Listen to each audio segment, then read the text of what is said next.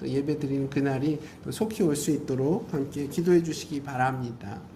오늘 함께 나눌 하나님의 말씀 시편 42편 1절에서 11절 말씀입니다. 시편 42편 1절에서 11절 말씀이고요. 함께 교독하도록 하겠습니다. 마지막 11절 말씀은 한 목소리로 읽겠습니다. 시편 42편 1절부터 읽겠습니다.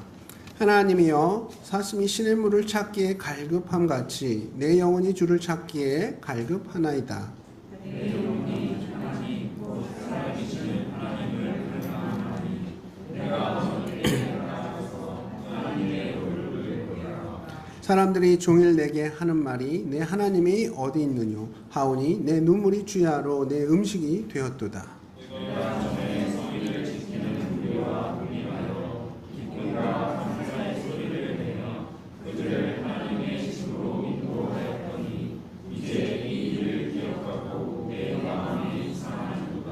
내 영혼아 내가 어찌하여 낙심하며 어찌하여 내 속에서 불안해하는가. 너는 하나님께 소망을 두라. 그가 나타나 도우심으로 말미암아 내가 여전히 찬송하리로다.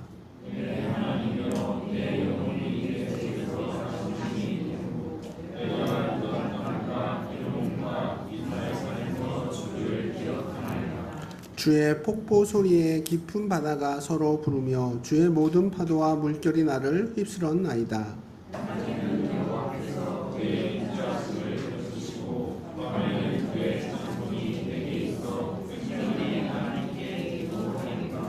내 반석이신 하나님께 말하기를 어찌하여 나를 잊으셨나이까. 내가 어찌하여 원수의 압제로 말미암아 슬프게 다니나이까 하리로다.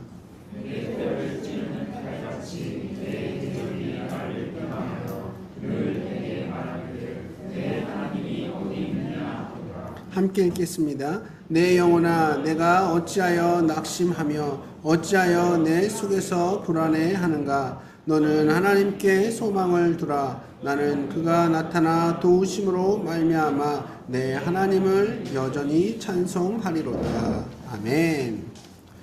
오늘 본문인 시편 말씀을 보면 보통 이렇게 5권으로 이루어진 모세의 오경에 이렇게 비유를 많이 하는데요. 시편은 진리를 선포하고 있는데 그저 이론이나 어떤 추상적으로 진리를 표현하는 그런 것이 아니라 우리의 누군가의 그런 경험을 통해서 내 삶 속에서도 일어날 법한 그런 일들을 통해서 진리를 보여줍니다. 시편에는 하나님의 백성이 삶 속에서 겪게 되는 고통과 욕망과 원망과 환희 이런 감정들이 다 어우러져서 각각의 진리를 나타내게 합니다. 그래서 시편 말씀은 모든 시대에 모든 하나님의 백성들에게 위로와 격려가 되어 왔죠. 우리는 이 시편 속에서 자신의 문제와 씨름하고 또 고뇌하는 수많은 영혼들을 만나볼 수 있습니다. 오늘 본문인 시편 42편의 저자 역시 삶의 어떤 공경에 빠져 있었고 자신은 너무 불행하고 힘들다고 이렇게 생각하고 있습니다. 그래서 극적인 표현들을 써가면서 부르짖는 겁니다. 우리 오늘 본문 11절 말씀 한 번 더 읽어볼까요? 42편 11절 시작. 내 영혼아 내가 어찌하여 낙심하며 어찌하여 내 속에서 불안해하는가. 너는 하나님께 소망을 두라. 나는 그가 나타나 도우심으로 말미암아 내 하나님을 여전히 찬송하리로다. 아멘. 내 영혼아 내가 어찌하여 낙심하며 어찌하여 내 속에서 불안해하는가. 이 표현은요 42편에만 2번 반복되어지고 있습니다. 5절과 11절에서 이렇게 반복되어지고 있고요. 이어지는 43편에서도 이것과 똑같은 표현이 등장합니다. 사실 이런 고백은 우리 삶 가운데에서 이렇게 늘 반복되는 모습이잖아요. 내 상황이 너무 불행하다고 느껴지고 내 상황이 너무 힘들다고 느껴질 때 이런 고백이 보통 나오지 않습니까? 우리가 각자의 삶 속에서 어떤 문제로 인해서 고통스러워했던 그런 순간들이 있고 나를 낙심시키려고 그렇게 애를 쓰는 어떤 세력들이 있다는 겁니다. 오늘 본문에서도 그런 상황을 설명하고 있는 거예요. 근데 우리가 여기서 관심을 가져야 할 부분은 지금 시편 기자가 뭐 때문에요? 무슨 일로 인해서 이렇게 낙심되는 상황인가? 도대체 지금 어떤 상황 속에서 이 시편이 이루어지고 있는가? 이런 상황 자체를 아는 것보다는 이 저자가 어떻게 이 상황 속에서 대처하고 지금 낙심된 자신의 마음을, 그 믿음을 어떻게 추스리고 있는지, 이것에 대해서 우리가 좀 더 포커스를 맞춰야 되는 겁니다. 뭐라고요? 그 어떤 상황보다도 지금 이 상황 속에서 믿음을 어떻게 회복하고 마음을 어떻게 추스리는지, 그것에 좀 더 포커스를 맞춰야 된다는 겁니다. 쉽게 말해서 앞으로 몇 주 동안 우리가 함께 다루려고 하는 건 뭐냐? 모든 그리스도인들에게 찾아올 수 있는 영적 침체, 예를 들면 뭐 우울증이나 무기력감 혹은 원망과 같은, 이게 그냥 어떤 소식이나 상황들로 인해서 순간 마음이 침울해지거나 우울한 상태, 뭐 슬픈 상태를 말하는 게 아니라요, 이런 상태에서 깊이 빠져들어서 내 스스로는 빠져나올 수 없을 만큼 깊어지고, 그 상황을, 그런 감정이 길어지는 상황을 영적 침체라고 할 수 있겠고요. 그런 상태의 원인과 치료 방법을 성경 안에서 몇 주 동안 찾아보려고 이렇게 합니다. 사실 앞으로 진행된 시리즈는 100년 전에 이제 영국 땅에서 설교되었던 그 설교를 조금 제가 바꾸고 또 우리 시대에 맞춰서 이렇게 변형을 해서 여러분들과 함께 나누려고 하는 겁니다. 영적 침체라는 마틴 로이드 존스 목사님이 쓰신 책이 있는데, 그 책을 참고해서 함께 몇 주 동안 이 영적 침체라는 주제를 가지고 나눠보기를 원합니다. 사실 성경은 이 주제에 대해서 꽤 많은 부분에 대해서 이렇게 다루고 있습니다. 신구약 성경에 등장하는 사람들에게 이 영적 침체는 아주 흔한 현상 중에 하나이기도 합니다. 우리가 잘 알고 있는 믿음의 선배들도 어떤 영적 침체 속에서 고뇌하고 고통스러워하는 그 순간들이 성경에는 고스란히 기록되어 있습니다. 당연히 현대사회를 살아가는 우리 그리스도인들에게도 영적 침체란 동일한 문제가 얼마든지 삶 가운데 일어날 수 있는 거죠. 여전히 많은 그리스도인들이 낙담하고 그 마음 가운데 불안해하며 염려 가운데 살아가고 있습니다. 영적 침체라는 이 문제를 해결하기 위해서는 일단 우리는 두 가지를 기억해야 합니다. 우선 이 문제에 대한 성경적인 가르침이 뭔지 찾아보는 게 너무너무 중요합니다. 두 번째는 이 영적 침체의 구체적인 사례를 또한 성경에서 찾아보면서 우리 믿음의 선배들은 이것을 어떻게 대처했고 하나님은 그들을 어떻게 다루셨는지 면밀히 관찰을 하는 겁니다. 자, 이 과정에서 그저 표면적으로 어떤 사건 자체에만 우리가 관심을 갖는 것이 아니라 그 사건 이면에 흐르고 있는, 그리고 그 문제의 원인과 그 문제를 해결하시는 하나님의 그런 원리를 신중하게 바라봐야 하는 겁니다. 그냥 표면적인 모습만을 가지고 그것이 성경에서 말하는 바이고 하나님의 뜻이라고 생각한다면 우리는 어쩌면 잘못된 결론에 이를지도 모르겠습니다.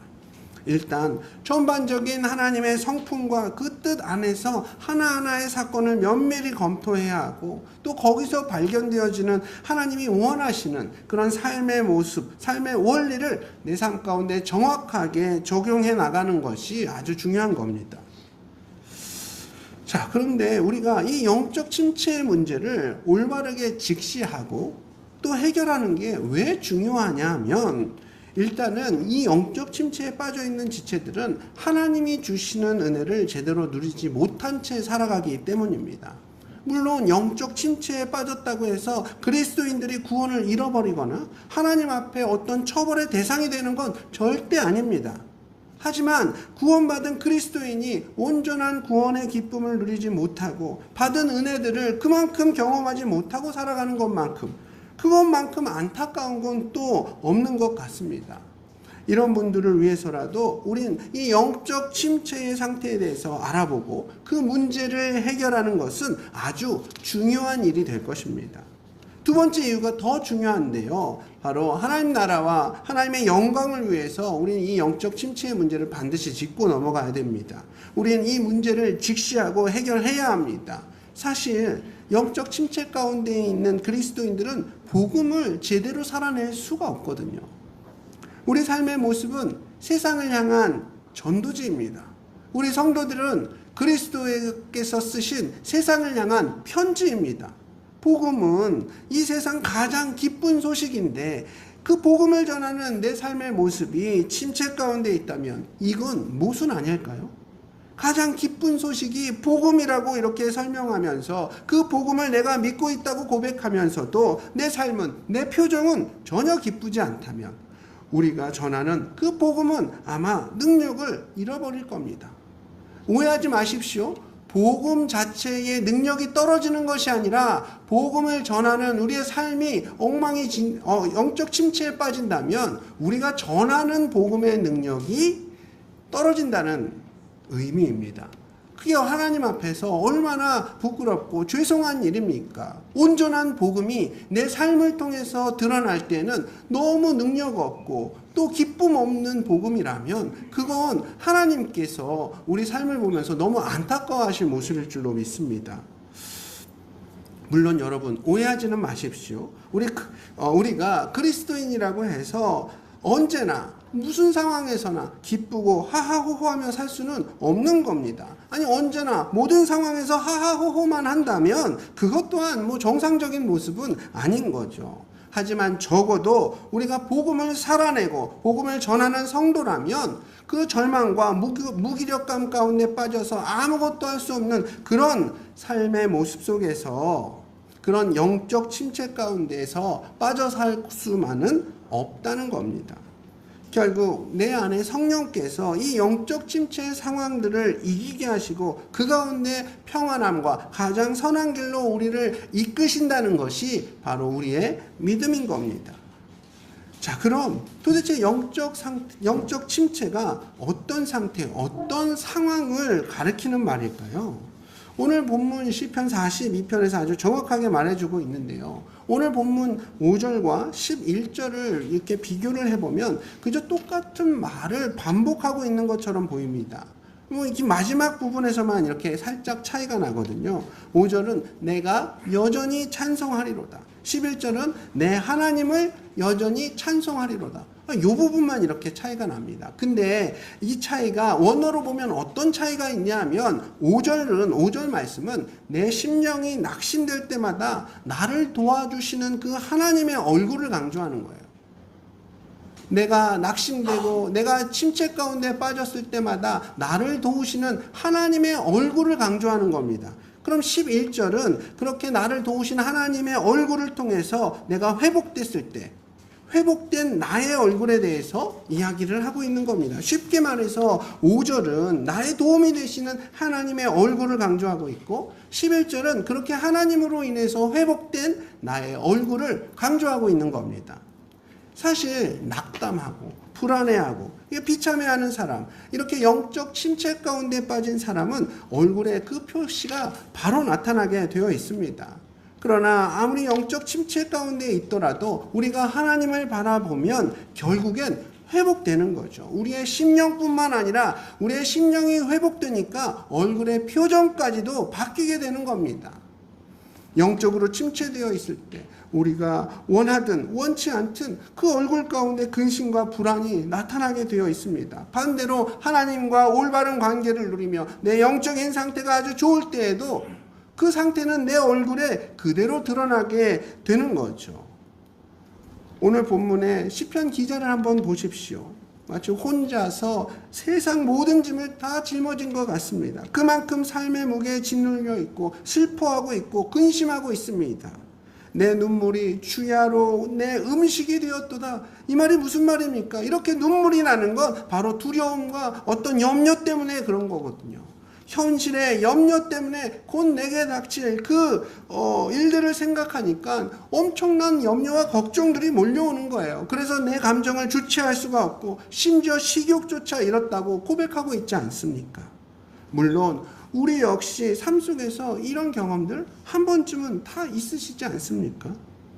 자, 그럼 이런 영적 침체의 원인은 뭘까요? 어떤 이유로 인해서 많은 성도들이 이 영적 침체를 경험하게 되는 걸까요? 첫 번째로 꼽을 수 있는 원인은 바로 기질입니다. 기질 때문에 그렇습니다. 사람은 여러 가지 유형이 있죠. 그렇다고 우리의 그런 기질이 구원받는데요, 그 어떤 영향을 끼치는 건 아닙니다. 구원의 영역에 있어서 우리의 기질은 아무런 문제가 되지 않습니다. 그리고 또한 기질은 우열을 가릴 수도 없는 거예요. 그러나 우리가 그리스도인으로 이 땅에서의 삶을 살아갈 때 이 기질이 우리 신앙생활에 아주 큰 영향을 미치는 건 사실입니다. 그래서 영적 침체에 빠졌을 때 자기 자신에 대해서 최대한 빨리 객관적으로 내가 어떤 기질의 사람인지를 파악하는 건 너무너무 중요한 일입니다. 사실은 우린 다 같은 그리스도인이면서 동시에 각기 다른 유형에 속한 사람들입니다.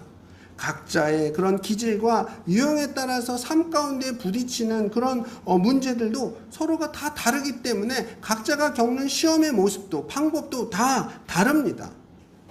예를 한번 들어볼까요? 저와 제 아내는 똑같은 사람입니다. 인간이에요. 근데 저는 겨울을 건강하게 나기 위해서 늘 인삼을 먹었고 그 덕에 감기 없이 겨울을 무사히 보냅니다. 그렇게 인삼이 저에게는 너무 좋은 효과를 줬기 때문에 겨울마다 감기로 고생하는 제 아내에게도 제가 경험한 너무 좋았던 그 인삼을 먹게 했죠. 근데 아내는 인삼을 먹으면 바로 토를 하는 거예요. 왜냐하면 아내는 열체질이거든요. 저의 체질에는 이 인삼이 잘 맞고 효과가 엄청 있는 그런 약재일지는 몰라도 아내의 기질에는, 아내의 체질에는 이 인삼이 맞지 않았던 겁니다. 아내와 저는 서로 다른 체질을 갖고 있었던 거죠. 이렇듯 우리 육신뿐만이 아니라 영적인 영역에서도 각자의 기질이 서로 다를 수 있다는 겁니다. 기질이 다르면 어떤 사건을 바라보는 시각도 해결 방법도 달라질 수 있는 거죠. 자, 보통 인간은 크게 두 종류의 기질로 이렇게 나뉘어지거든요. 내향적인 사람이 있고 외향적인 사람이 있습니다. 이걸 우리에게 익숙한 MBTI로 이렇게 표현을 하면 E형, 외향적인 사람 E형이 있고 I형, 내향적인 사람이 있습니다. E형은 함께 있는 사람들로부터 에너지를 받는 사람, 그런 유형이 바로 외향적인 사람입니다. 사람들과 함께 있으면 다른 사람들로부터 에너지를 막 받는 사람이에요. 그러니까 힘이 넘쳐나는 거죠. 반면에 I형은 함께 있는 사람들로부터 에너지를 빼앗기는 유형의 사람이 I형입니다. 그래서 사람들과 모이고 나면 항상 피곤한 거예요. 몸에 에너지가 없는 거예요. 사실 E형, I형, E형이 I형보다 낫다 이렇게 서로 우열을 가릴 수 있다 없다? 없다고 말씀을 드렸습니다. 그냥 그 에너지의 흐름 방향을 따지는 겁니다. I형은 좀 더 에너지의 그 흐름이 나에게, 그리고 E형은 바깥으로 이렇게 흐르게 되어 있는 겁니다. 근데 두 유형 중에 영적 침체에 더 빠지기 쉬운 유형은 있다는 거예요. 과연 어떤 유형일까요? E형과 I형 중에 어떤 유형이 영적 침체에 더 빠지기 쉬운 성향일까요? I형. 그렇습니다. I형이 영적 침체에 더 빠지기가 쉬워요. 다시 한번 강조하지만 내향적인 기질이 열등하다는 의미가 절대 아닙니다. 그냥 영적 침체에 더 빠지기 쉬운 성향일 뿐인 겁니다. 그럼에도 불구하고 기독교 역사 가운데 정말 훌륭한 사역을 감당했던 수많은 사람들, 예를 들면 엘리야 선지자, 예레미야 선지자, 혹은 사도 바울이나 요한 웨슬리 같은 그런 훌륭한 믿음의 선배들이 다 내향적인 성향을 가졌던 사람들입니다. 이렇게 내향적인 사람들은 천성적으로 늘 자기 자신을, 자기가 하는 일을 분석하면서 상대적으로 자기 행동의 결과를 염려하고 자기 점검에 대해서 집중하기 쉽기 때문에 자기 내면의 깊은 것들을 정리를 잘 할 수도 있지만, 반면에 오히려 그것이 과도해지면 자기 자신에게만 집중하는 것으로 빠지면 영적 침체에 빠지기 쉽다는 겁니다. 자, 어쨌든 중요한 것은 내 자신이 어떤 유형의 사람인지, 어떤 기질을 가지고 있는지 파악하는 게 너무너무 중요하다는 겁니다. 그래서 사도 바울은 뭐라고 얘기하죠? 선줄로 생각하는 자 넘어질까 조심하라고 말하고 있는 겁니다. 우리 모세의 경우를 한번 볼까요?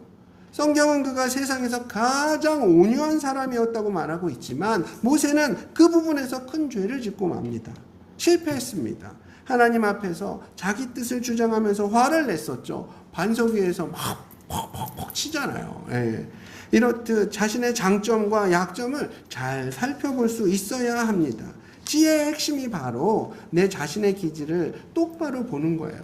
특별히 내향적인 사람은 영적 침체라는 이 시험에 좀 취약한 경향이 있다는 걸 염두해 두셔야 되는 거죠.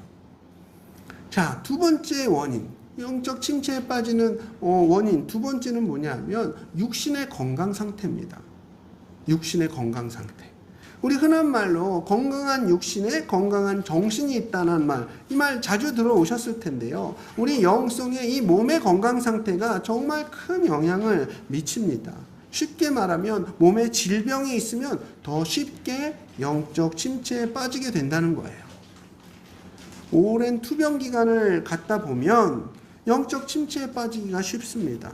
평소에는 괜찮다가도 감기 몸살로 컨디션이 나쁠 때 저 역시 영적으로 다운되는 걸 느끼게 됩니다. 아무리 위대하고 훌륭한 그리스도인이라도 몸이 쇠약해지면 건강할 때보다 영적 침체의 공격에 노출되기가 쉽습니다. 성경에도 이런 예들이 참 많이 나옵니다. 그런데 이 부분에서 우리가 참 잘 분별해야 될 것은 뭐냐? 약해져서 혹은 오랜 투병에 지쳐서 영적 침체를 경험하는 것과 애초부터 내 영적인 것에 어떤 문제가 있어서 시작되는 영적 침체를 잘 구별해야 됩니다.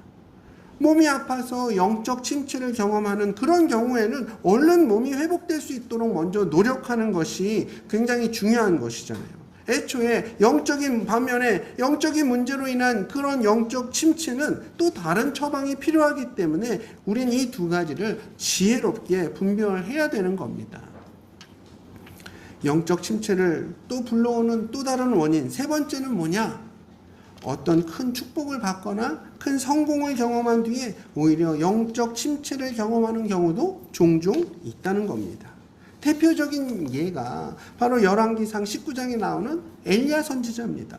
엘리야는 갈멜산에서 이방 선지자들 850명과 싸워 이긴 엄청난 영적 전쟁에서 승리했지만 직후에 어떻습니까?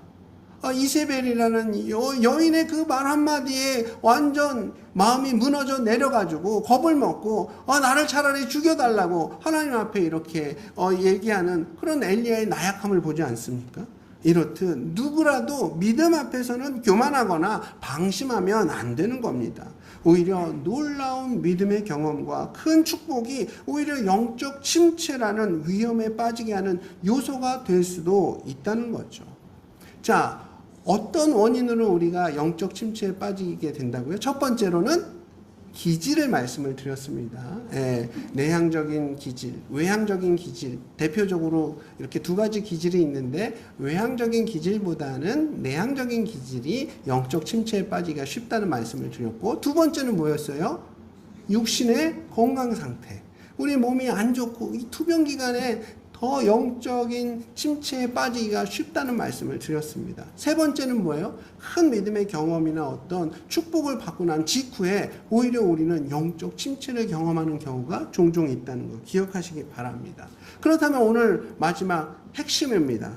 누구에게나 찾아올 수 있는 이 영적 침체에 대한 일반적인 치료법, 성경이 제시하는 그 해결법은 무엇일까요? 오늘 본문 가운데 시편 기자가 이 영적 침체로부터 벗어나려고 애를 쓰던 모습을 우리가 배우는 건 너무너무 중요합니다. 지금 시편 기자는 자기 자신을 다루는 법을 제대로 알고 있거든요.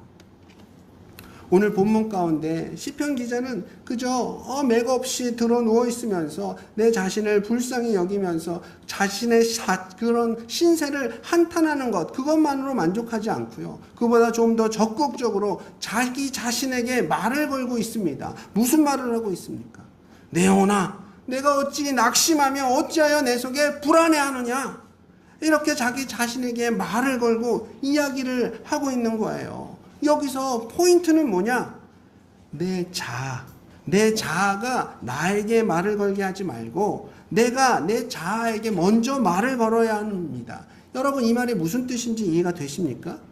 내 자아가 나한테 말을 걸게 하지 말고 내가 내 자아에게 먼저 선포해야 된다는 거예요. 우리가 영적 침체에 빠지게 되는 데에는 성령께서 내 자아에게 말하는 것, 나에게 말하는 것 대신에 내 자아가 나에게 말하게 하기 때문에 문제가 생기는 겁니다. 영적 침체의 문제를 다루는 핵심이 바로 여기에 있는 겁니다. 우리가 여러분 아침에 보통 눈을 뜰 때 바로 떠오르는 생각이 여러분 어떤 것들입니까? 오늘 아침 침대에서 눈 뜨자마자 여러분 무슨 생각을 하셨어요? 어떤 생각이 떠오르셨습니까? 오늘 눈 뜨자마자 아침이 너무 감사하고 또 하나님께서 하실 일들이 막 기대되고 막 오늘 하루가 막 너무 산뜻하고 그러셨습니까? 아니면은 오늘 어떡하지? 오늘 하루 또 이 문제도 해결해야 되고 저 문제도 해결해야 되고 나 왜 이렇게 불안하지? 여러분 오늘 하루 눈 뜨시자마자 어떤 생각부터 하셨습니까? 내가 의식적으로 그 생각을 하는 게 아니라 그냥 떠오르는 거잖아요.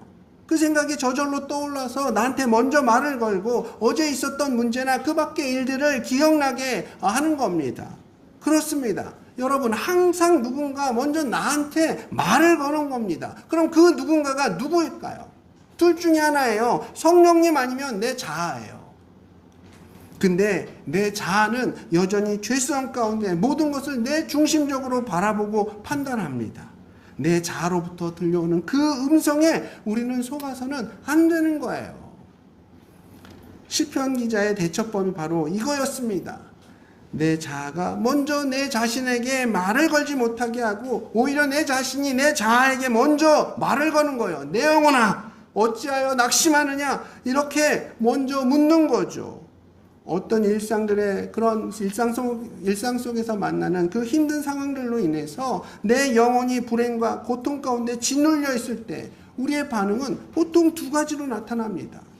첫 번째는 이 상황 속에 매몰돼서 모든 게 끝났다, 나는 망했다 이렇게 포기하거나 아니면 이 상황보다 이 문제보다 더 크신 주님을 바라보면서 주님께서 어떻게 일하실지 기대하는 겁니다.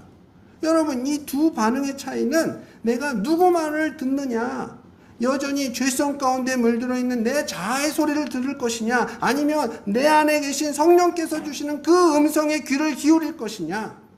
내 자아는 그저 모든 게 끝났다고 그냥 포기하라고 그렇게 말하고 있지만 그렇게 말하기 전에 성령의 능력을 의지하면서 오히려 내가 내 자아에게 외치는 거죠. 잠깐만 내 말을 먼저 들어봐. 난 너의 말, 자아의 말이 아니라 성령의 음성에 귀를 기울일 거야. 난 그 말씀에 집중할 거야. 이렇게 먼저 선포하는 겁니다. 내 영혼아 낙심하지 말아라. 이 문제보다 더 크신 주님을 바라보고 그 주님께서 널 붙잡고 계신다. 이렇게 자기 자신을 다룰 줄 아는 것은 우리가 영적인 삶을 살아가는데 너무너무 중요한 기술 중에 하나입니다. 우리 그리스도인들은 여전히 죄 가운데 있는 내 자아를 장악할 줄 알아야 하는 거예요. 여러분 오해하지 마십시오. 이 말 잘못 오해하셔가지고 정 목사는 우리한테 내 자아는 죄인이라고 여전히 죄인이라고 설교했다고. 그게 아니라요. 내 자아는 여전히 죄성 가운데 있습니다. 구원받았다라는 건 우리 안에 성령께서 들어와시고 우리 삶을 인도하시지만 여전히 죄 가운데 물들어 있는 내 자아는 자꾸만 세상이 원하는 방식으로 내 자신이 원하는 방식으로 우리의 삶을 이끌어 가려고 해요. 그걸 이겨내는 거고 그래서 여러분 죄 짓잖아요. 구원받은 이후에 나 죄 한 번도 안 지었는데요. 이렇게 고백하실 분 계십니까? 그것 또한 거짓말하는 죄를 짓고 있는 거예요. 결국에 제가 말씀을 드리는 건 우리는 죄인이 아닙니다. 왜냐하면 내 안에 계신 성령께서 예수 그리스도께서 신원해 주시거든요. 나의 죄에 대해서 과거에 지었던 죄, 지금 짓고 있는 죄, 앞으로 지을 모든 죄를 이미 해결해 주셨거든요. 그러나 여전히 나의 마음 가운데 있는 나의 자아는 천국 갈 때까지는 죄성 가운데 있단 말이에요. 유혹받고 그래서 넘어질 때도 있고 그러나 그 안에서 우리 성령께서 계속 우리에게 말씀하시는 거죠. 너 이거 잘못했다. 이거 죄다. 회개해라. 다시 하나님께로 돌아가라. 그러면 우리는 영적으로 깨어서 그 음성에 들어서 내 자아의 말보다는 성령의 음성에 귀를 기울이는 것이 우리가 영적으로 승리하는 비법이고 이 영적 침체로부터 벗어나는 유일한 길인 줄 믿습니다.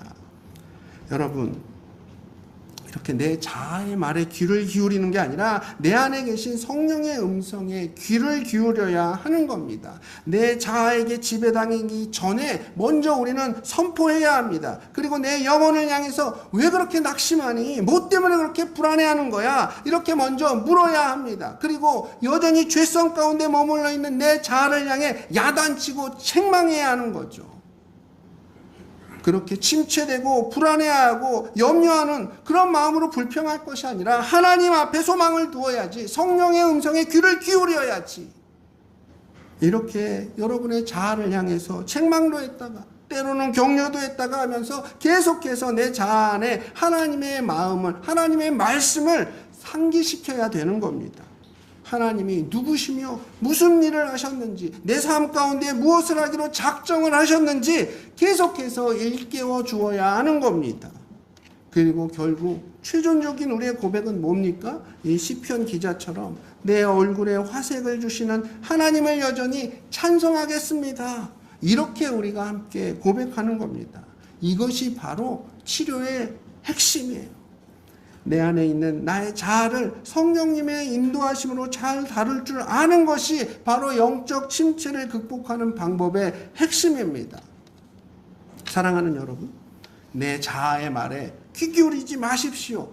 그 자아에게 덤벼드십시오. 그리고 자아에게 담대하게 선포하셔야 합니다. 그리고 내 자아의 말과 성령의 음성이 다를 때에는 자아를 향해 야단치고 책망하시고 권면하시고 그저 내 자아의 말 앞에 그냥 맥없이 이렇게 흔들리고 주저앉고 있다가는 여러분이 알고 있는 그 믿음대로 살아가지 못할 뿐만 아니라 결국에는 그 자아에게 휘둘려서 여러분은 갈팡질팡하는, 여전히 고민하며 낭망하는 인생이 될 수밖에 없는 겁니다. 계속해서 내 자아는 나를 이렇게 지배하려고 들려고 할 것이고 조종하려 들려고 할 것입니다. 마귀는 우리를 침체시키기 위해서 내 자아를 장악하고 그렇게 활용을 잘합니다. 그럴 때 우리는 이 시편 기자처럼 벌떡 일어나서 외쳐야 되는 거죠. 내 영혼아, 내가 어찌하여 낙심하며 어찌하여 내 속에 불안해하느냐. 그리고 여러분 또 외치십시오. 너는 하나님께 소망을 두고 그의 얼굴의 도우심을 말미암아 찬송하라.